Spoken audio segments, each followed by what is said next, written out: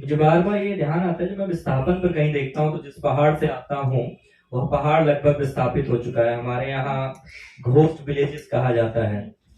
मतलब मुझे नहीं लगता कि घोस्ट विलेज जैसी कोई अवधारणा है या गांव कभी जो है घोस्ट हो सकते हैं करके, लेकिन क्योंकि सरकार उन्हें घोस्ट विलेज कह रही है तो हमको कहना पड़ता है। यह भी है कि दरअसल आप मनुष्य के गमन को और जो इस समय मिट्टी का दमन है उसको रोक तो नहीं सकते, नियंत्रित जरूर कर सकते हैं। लेकिन इस बीच में जब मैं सुनीता की इस पूरी कहानी पर आता हूँ और आपसे मैं क्योंकि बतौर पत्रकार के तौर पर सवाल ये जानना चाहता हूँ कि नागरिकता के सवाल को बराबर जो है सुनीता ने इसमें उठाया है, और इस सवाल को भी उठाया है कि जैसलमेर और बाड़मेर के पास जो लोग रह रहे हैं और वो शादी के लिए पाकिस्तान तो जाते हैं, उनको आसानी से पाकिस्तान से और भारत से दोनों से परमिशन तो मिल जाती है, लेकिन उनको नागरिकता अभी तक नहीं मिली है। तो पत्रकार जब आप इस कहानी को पढ़ते हैं तो आपके लिए क्या चीजें ऐसे निकल कर आती हैं और आप कैसे इनको पूरा देखती हैं, इस कहानी को पूरे और इन सवालों को बतौर पत्रकार?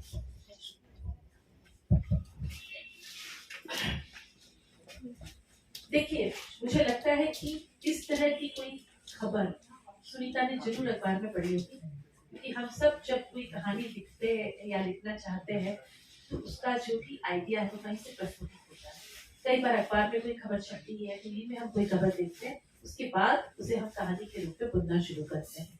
तो निश्चित आप देखिए, आप रोज तो नहीं, लगभग इस तरह की खबरें रोज मतलब आ ही जाती है कि 15 साल से वो हिंदुस्तान में रह रही है, उनको नागरिकता नहीं मिली है, और एक नागरिकता न मिलने की वजह से कितनी सारी दिक्कतें लागू होती है। न सिर्फ पाकिस्तान के, बल्कि मुझे लगता है और भी कई देशों के लोग जो आते हैं, कई विदेशी जो गया आते हैं, बनारस आते हैं, यहाँ आके शादी करके सेटल होना चाहते हैं, उनको नागरिकता नहीं मिलती है। देखिए, ऐसे पत्रकार में महसूस करती हूँ कि पत्रकार का काम जो है वो निष्कर्ष तक पहुंचना है और खबरें देना है, बिल्कुल मतलब निष्पक्ष खबर देना है बिल्कुल।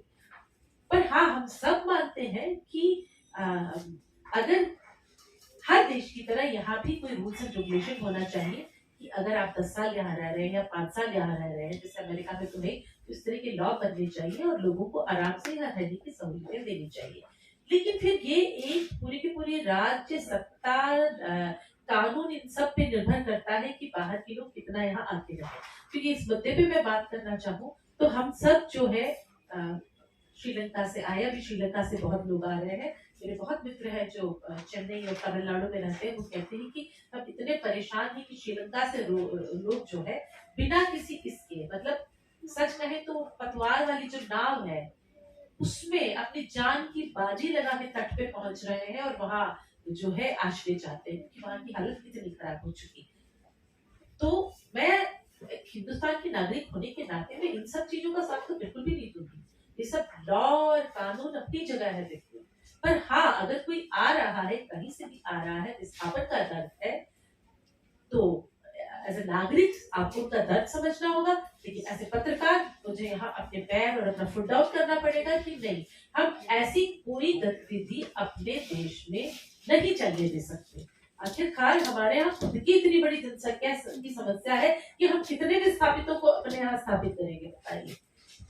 और ये जो जितेंद्र जी कह रहे थे, उस बात से मैं पूरी तरह सहमत हूँ कि जो भी बंटवारे का दर्द रहा है, 70 साल हो गए हैं, बिल्कुल एक पूरी की पूरी पीढ़ी जो है वो निकल चुकी है। अब जो दूसरी पीढ़ी है वो शायद जो है बहुत आराम से रम चुकी है, चाहे वो पाकिस्तान में हो या हिंदुस्तान की किसी भी कोने में हो, या फिर हमारे अपने परिवार के जो बाहर जाके बस गए हैं। बिल्कुल दूसरी पीढ़ी, बल्कि दूसरी पीढ़ी से ही मैं देखती हूँ कि वो जो बच्चे हैं अपना नाम तक बदल जाते हैं। बिल्कुल, अगर आपने समीर रखा है तो सैम हो गया, रश्मि रैश हो गई, अपने आप को अमेरिकन, कैनेडियन और यही बताना चाहते, कहीं से अपने आप को वो ये नहीं बताना चाहते हैं कि हम जो है हमारा मूल यहाँ है। देख लीजिए ऋषि सुनक को, देख लीजिए उनकी बातचीत का अंदाज देखिए पूरा का पूरा। तो इसलिए अपना दर्द है। देखिए, अगर मैं जो है कई साल पहले भिलाई छोड़ के मुंबई गई, या हमारे जो फोर फादर्स हैं वो साउथ इंडिया से निकल के नॉर्थ में आए नौकरी की तलाश में 100 साल से ऊपर। अब मैं जो भाषा बोलती हूँ वो भाषा बोलने वाला कोई नहीं है, जो पालकाट और तमिल मिश्रित और केरल मिश्रित जो भाषा बोलती हूँ, पर वो मेरा दर्द नहीं है। अब वो मेरे लिए गौरव की बात है भाई। मैं ये मानती हूँ मैं जहाँ रहती हूँ, जहाँ जिस देश में रहती हूँ, अब जिस भाषा में लिख रही हूँ उस भाषा का मुझे नॉलेज होना चाहिए। तो अब मैं तो पूरी तरह से अपने आप को दिल्ली वाली मान रही हूँ, पर हाँ मौका परस्त हूँ, मौका मिलने पे कहती हूँ मैं पालगा टैयर हूँ, तमिल जानती हूँ, कहानियों में इस्तेमाल करती हूँ मलयालम और तमिल, पर फिर वो वही तक है, फिर वो एक दर्द की तरह नहीं है, वो एक गुरूर की तरह, गौरव की तरह और ये जीवन यापन की तरह है बिल्कुल। पर अभी भी है दर्द, जो लोग क्या कहना चाहिए अभी अभी कहीं से विस्थापित होके आए हैं और सच कहे बहुत गरीबी और गुर्बा में जी रहे हैं, उनका दर्द बढ़ जाता है। अगर आपकी जिंदगी में तेजी है, काम है, मौका है, तो शायद ये दर्द बन के नहीं रहता। सही ये बात आपने सही ये कही। कहानी दरअसल क्या है ना कि विस्थापन की विडंबना को और उसकी राजनीति को, दोनों को कहीं ना कहीं जो है उभारती है। वो कि विस्थापन की जो विडंबना है वो भी, और जो उसकी राजनीति है उसको भी। और देखिए, जो मैं आरंभ में कह रहा था कि हम जिस समय में हैं उसमें किसी के पास नागरिकता न हो, इससे अधिक भयावह कुछ भी नहीं है। कब उस व्यक्ति को उठाकर जेल में डाल देंगे, कब उस व्यक्ति को उठाकर क्या कर देंगे, कुछ भी, किसी भी देश में, सिर्फ अपने मतलब यहाँ की बात नहीं, किसी भी देश में अगर आप हैं तो आपके पास नागरिकता अनिवार्य है।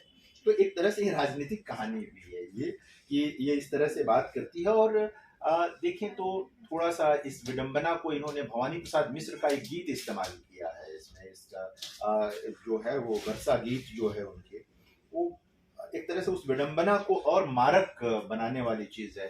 क्रिस्टोफर कार्डवेल की किताब है यथार्थ, विभ्रम और यथार्थ। तो विभ्रम और यथार्थ का भी जिक्र किया है इन्होंने, इल्यूजन एंड रियलिटी, उस किताब का भी जिक्र किया है। हालांकि सिर्फ जिक्र किया है, लेकिन उससे इसकी मारकता बढ़ जाती है। यह जो विस्थापित लोग हैं जिनकी कोई नागरिकता नहीं है, वो एक तरह से विभ्रम और यथार्थ के बीच झूलते रहते हैं। वो इल्यूजन और रियलिटी वो समझ नहीं पाते कि वो मतलब उनकी रियलिटी है क्या। वो सोचते हैं कि वो यहाँ के नागरिक हैं, लेकिन जो संस्थाएं हैं वो कहती हैं कि आपके पास नागरिकता नहीं है।